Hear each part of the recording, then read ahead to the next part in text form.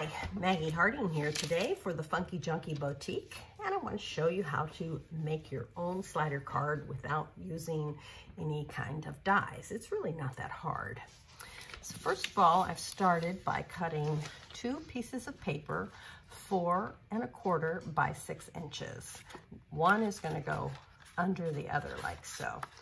Okay, now take one of the piece of paper and measure a 1/2 inch all around and cut out the flap just on 3 sides so that it's a flap. Now, if you have a paper trimmer like this, it's really very easy to do because when you're cutting, you can watch your lines here and you can see exactly where your cutter is. So it's really very easy. And if you don't have this kind of paper trimmer, that's okay too. Just use a good straight edge and a ruler and just measure it carefully. Okay, so then you'll have those 2 parts. Then I want a little mat to put this on. So this is gonna mat up like this. So this piece of paper is 4 1/2 by 6 1/4. So we've got 1, 2, we've got 3 layers so far. And then this is 3 by 5 1/2 inches, and I just used a little border punch across the top. You don't have to do that. And this is actually the slider mechanism. This is going to attach to this flap like that, and then you'll pull this out and it will pull the flap with it. So, okay, the bottom of the flap. Okay, before we do that, we need to score. Now you need to score your flap at the very top, so that'll be a 1/2 inch score. And then at the bottom, 1/8 of an inch. And this is gonna fold up exactly. And so that score is going to be at 2 3/8. Okay, so score 1/2 inch. This is 2 3/8 on the flap, not the total here. And then 1/8 inch on the bottom. I actually found it easier to just fold this up even with the score at the top and use my tool there to do that. Okay, so now I have placed some score tape on the bottom of the flap on the little 1/8 inch piece. I'm going to take this, which is my mechanism, and I'm going to attach the bottom. Notice that there is a little bit of an overlap, so it's going to be about, I don't know, about 1/4 of an inch on each side.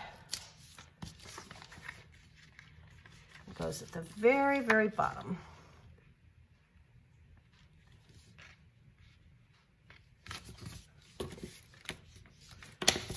Okay, and so this works like that. Now we're going to adhere this to the other sheet that's just like it on 3 sides, 2 sides in the bottom, and this will pull out. Okay? Now, so you can use a thin line of glue. I'm going to use some score tape.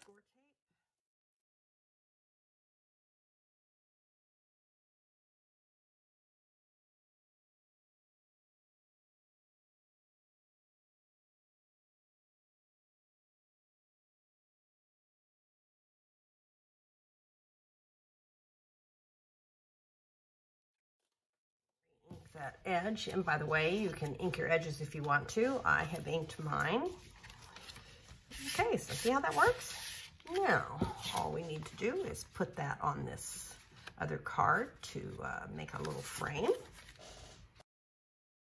Make sure you don't glue your slider at the top.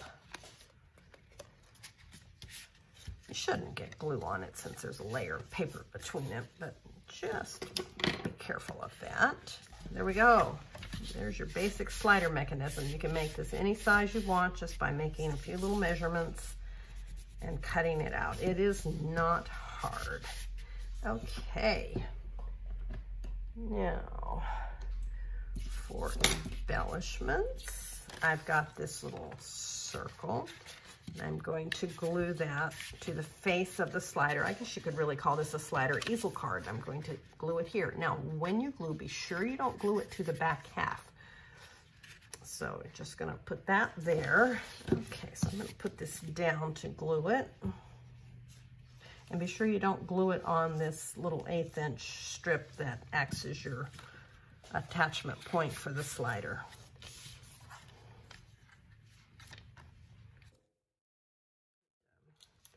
Just cut a little sentiment to put in here, or you could stamp a sentiment. You can add flowers and whatever else you want to make the card extra pretty. So that is your basic slider card. Thanks for joining me today.